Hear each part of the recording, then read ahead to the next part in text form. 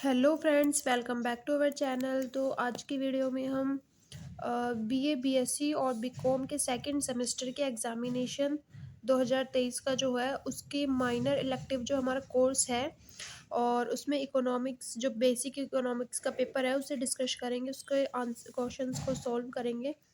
तो paper pattern थोड़ा change है इस बार, एमसीक्यूज दिए गए हैं। तो स्टार्ट करते हैं। और पेपर हिंदी इंग्लिश दोनों में आता है और ये कुछ फर्स्ट पेज पे इंस्ट्रक्शंस दिए होते हैं, हमारे लिए होते हैं, मतलब किस तरीके से हमें पेपर करना है। स्टार्ट करते हैं फर्स्ट क्वेश्चन से।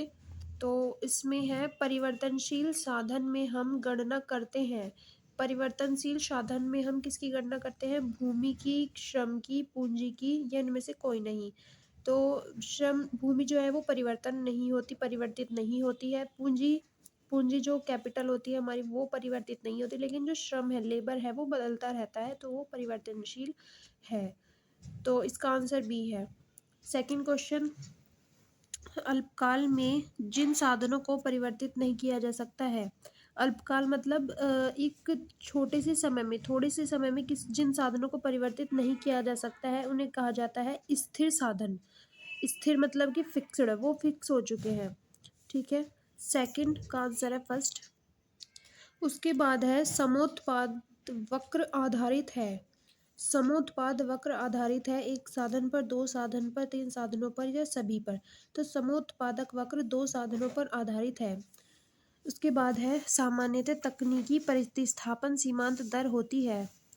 सामान्यतः तकनीकी प्रतिस्थापन की सीमांत दर घटती हुई होती है। ठीक है।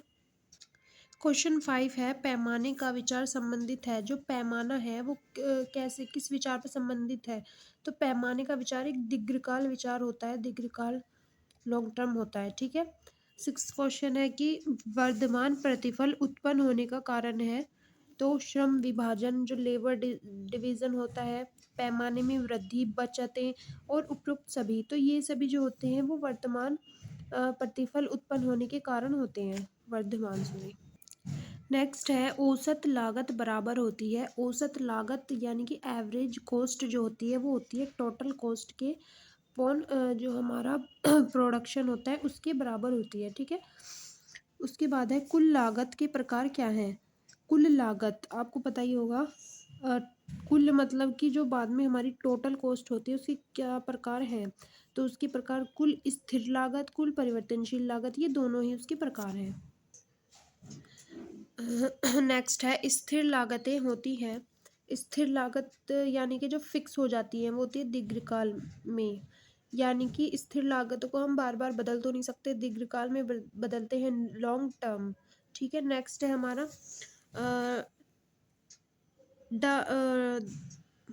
डैश का चित्र एक्स अक्ष के समांतर होता है। तो किसका चित्र एक्स अक्ष के समांतर होता है? ये हमारा एक्स एक्स इस तरीके से होता है और वाई अक्स हमारा इस तरीके से यहाँ पे होता है। तो किसका चित्र होता है जो एक्स अक्स के समांतर होता है? तो T F C, total fixed cost जो होती है उसका चित्र एक्स अक्स के समांतर होता है। ठीक है। नेक्स्ट है हमारा पूर्ण प्रतियोगिता में ए आर वक्र होता है। पूर्ण प्रतियोगिता में एक्स अक्स के समांतर जो होता है वो ए आर वक्र होता है। ठीक है। Average rate. ठीक है। उसके बाद है इन मोनोपोली मार्केट, एकाधिकार बाजार में विक्रेता होंगे। जब एकाधिकार बाजार है तो विक्रेता भी एक ही होगा। ठीक है। नेक्स्ट क्वेश्चन है एकाधिकार में नहीं होता है। एकाधिकार में क्या नहीं होता है? तो निम्न वस्तुएं, श्रेष्ठ वस्तुएं तो सभी होती है, लेकिन स्थानापन्न वस्तुएं जो होती है वो एकाधिकार में नहीं होती। नेक्स्ट है मोनोपोलिस्टिक कंपटीशन, यानी कि एकाधिकृत प्रतियोगिता आधारित है। इसका एक्चुअली मुझे आंसर ठीक से पता नहीं है, तो इसमें ऑप्शन डी भी हो सकता है, मुझे इसका ठीक से पता नहीं है आंसर। तो नेक्स्ट पे चलते हैं हम क्वेश्चन 15 पे। समाजवाद आधारित है। समाजवाद यानी कि जो समाजवाद होता है, पूरा समाज होता है, वो क्या चाहता है कि सभी का हित हो। ठीक है। तो आधारित किस पे? सभी का हित। राष्ट्रीय आय से संबंधित है। नेशनल इनकम जो राष्ट्रीय आय है वो क्या होता है, वो माइक्रो होता है या मैक्रो? तो आपको पता होगा कि जो राष्ट्रीय आय होती है वो व्यापक अर्थशास्त्र होता है, मैक्रो इकोनॉमिक्स, क्योंकि वो बात राष्ट्रीय पे आ जाती है, और जो सूक्ष्म अर्थशास्त्र होता है उसमें बात होती है प्रति व्यक्ति की। ठीक है, नेक्स्ट है जीएनपी ई-आई किसका सूत्र है? तो ये जीडीपी का सूत्र है। ठीक है, उसके बाद है भारत में राष्ट्रीय आय की गणना का वित्तीय वर्ष है। भारत में राष्ट्रीय आय की गणना का वित्तीय वर्ष, ये मोस्ट इम्पोर्टेंट क्वेश्चन है, क्योंकि जो राष्ट्रीय आय का मतलब कहाँ कब से कब तक राष्ट्रीय आय जो है होती है वो हमारी मीज़र की जाती है, तो उसका वो होता है टाइम 1 अप्रैल से 31 मार्च। ठीक है, पूरा 1 साल का टाइम होता है। नेक्स्ट क्वेश्चन पे चलते हैं। वास्तविक राष्ट्रीय आय अपॉन जनसंख्या है, तो ये क्या है, इससे क्या निकाला जाता है? ये सूत्र है एक इसके, जैसे वास्तविक राष्ट्रीय आय अपॉन जनसंख्या इज इक्वल टू क्या होता है, प्रति व्यक्ति वास्तविक आय होता है। ठीक है, per capita real income. Next question है, पूर्ति अपनी मांग स्वयं पैदा करती है, किसने कहा था? ये भी इम्पोर्टेंट क्वेश्चन है। पूर्ति अपनी मांग स्वयं पैदा करती है, किसने कहा था? तो ये जे बी से ने कहा था। उसके बाद है किन्स का रोजगार सिद्धांत है, जो किन्स का रोजगार सिद्धांत है, रोजगार एम्प्लॉयमेंट बदलते रहते हैं, तो वो अल्पकालीन सिद्धांत है। ठीक है, उसके बाद है उपभोग निर्भर करता है, अगर उपभोग हम करना चाहते हैं किसी चीज़ का तो उसमें आय जो होती है वो मेन रोल होता है, यानी कि उपभोग आय पर निर्भर करता है, कितनी हमारी आय है। ठीक है, उसके बाद है नेक्स्ट क्वेश्चन, प्रभावपूर्ण मांग इज इक्वल टू C+I+G, किसने कहा? प्रभावपूर्ण मांग, इफेक्टिव डिमांड, ये जो फॉर्मूला है ये किसने दिया था? तो ये किन्स ने दिया था। नेक्स्ट है मुद्रास्फीति की स्थिति में कंडीशन ऑफ इन्फ्लेशन। मुद्रास्फीति, स्फीति का मतलब होता है मुद्रा प्रसार होना। इन्फ्लेशन क्या होता है? जैसे कि आग फैल जाती है, तो इसी तरह मुद्रास्फीति का मतलब होता है मुद्रा प्रसार होता है, ऊंचे मूल्य हो जाते हैं, बजट घाटा होता है, तो ये सभी जो है मुद्रास्फीति की स्थिति में है। ठीक है, उसके बाद है नेक्स्ट क्वेश्चन है 25वां है कि ऋणियों को लाभ तथा ऋणदाताओं को हानि, तो ये इन्फ्लेशन की स्थिति में ही होगा, मुद्रास्फीति में। ठीक है, उसके बाद है मुद्रा संकुचन की स्थिति में, जब मुद्रा संकुचन होगी, डिफ्लेशन होगा, तो क्या होगा? मुद्रा में कमी होगी और कम मूल्य होगा, तो इसका आंसर है सी, ए व बी दोनों। नेक्स्ट है, ये क्वेश्चन तो सबको ही पता होना चाहिए कि अर्थशास्त्र के जनक कौन है, तो एडम स्मिथ जो है वो अर्थशास्त्र के जनक हैं। उसके बाद है मांग वक्र का ढलान होता है, जो हमारी डिमांड कर्व होता है, डिमांड कर्व वो होता है ऋणात्मक। ओके, उसके बाद है आय और मांग में संबंध होता है, जो हमारी आय होगी और जो हम मांग रहे हैं, ठीक है, तो उसमें विपरीत संबंध होता है। उसके बाद है आय मांग में कमी का कारण है, आय मांग इनकम डिमांड में कमी का क्या कारण होता है? वस्तु की कीमत में वृद्धि, वस्तु की कीमत में कमी और उपभोक्ता की आय में कमी। तो जब उपभोक्ता की आय में कमी होगी तभी आय मांग में भी कमी होगी, मतलब हम अपनी मांग को जो है वो कम ही करेंगे, तो आंसर सी है।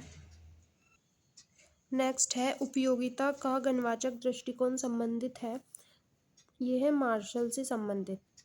नेक्स्ट है गणवाचक दृष्टिकोण में उपयोगिता है, गणवाचक दृष्टिकोण में उपयोगिता है क्रम में, तो मापनीय, तो ये मेजर्ड रूप में होती है, मापनीय होती है। गणवाचक दृष्टिकोण में उपयोगिता यूटिलिटी जो होती है वो मापनीय होती है, मेजर्ड, क्रम में नहीं होती।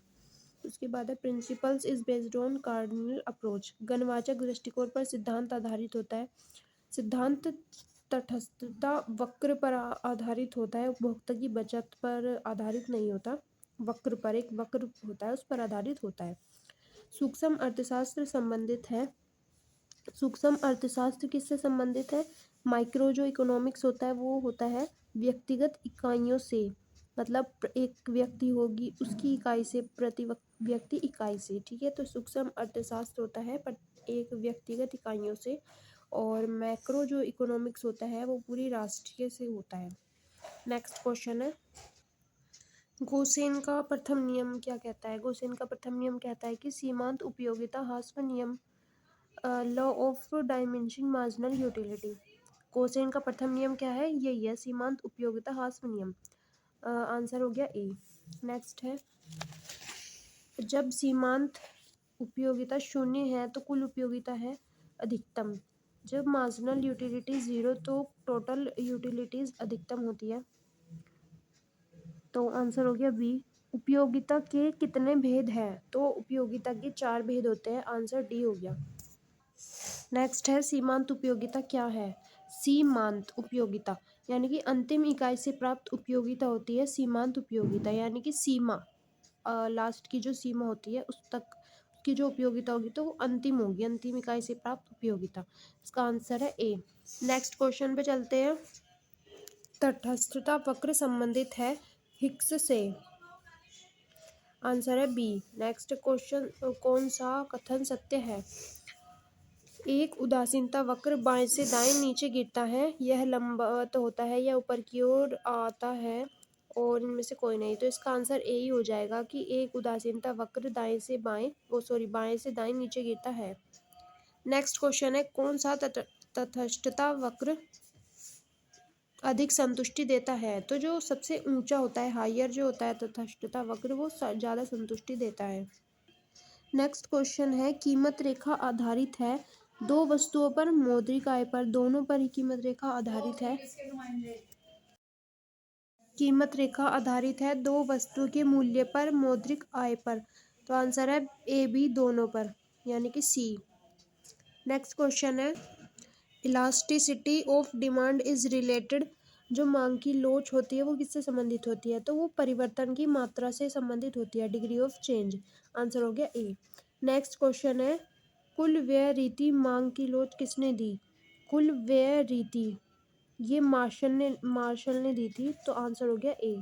नेक्स्ट क्वेश्चन है, इकाई लोचदार मांग किसके बराबर होती है? इकाई लोचदार मांग जो होती है वो ईडी इज इक्वल टू 1 होता है, उसका इसके बराबर होती है, 1 के बराबर होती है। नेक्स्ट है, पूर्णतः लोचदार मांग बराबर होती है ED is equal to infinity. Answer हो गया सी। नेक्स्ट क्वेश्चन है, आवश्यक वस्तुओं में मांग की लोच है। आवश्यक वस्तुओं में जो मांग की लोच होती है वो लो होती है, और इसका आंसर मैं आपको बता नहीं सकती अभी, क्योंकि मुझे एग्जैक्टली पता नहीं है क्या है।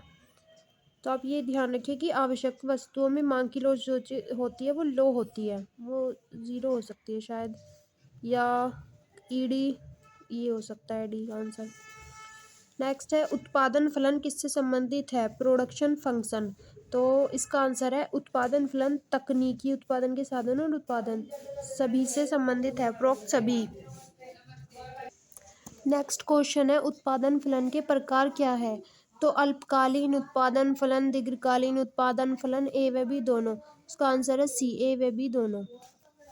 नेक्स्ट क्वेश्चन है, परिवर्तनशील अनुपातों का नियम संबंधित है अल्पकाल उत्पादन फलन से, दीर्घकाल उत्पादन फलन से। तो परिवर्तनशील अनुपातों का नियम, परिवर्तन कब होता है? परिवर्तन अल्पकाल में के उत्पादन फलन होता है, मतलब कि इसका आंसर तो ए है कि अल्पकालीन होता है, अल्पकाल में थोड़े शॉर्ट रन होता है। ठीक है, तो इतने क्वेश्चन है। आई होप आपको वीडियो पसंद आई होगी, तो वीडियो को लाइक करें,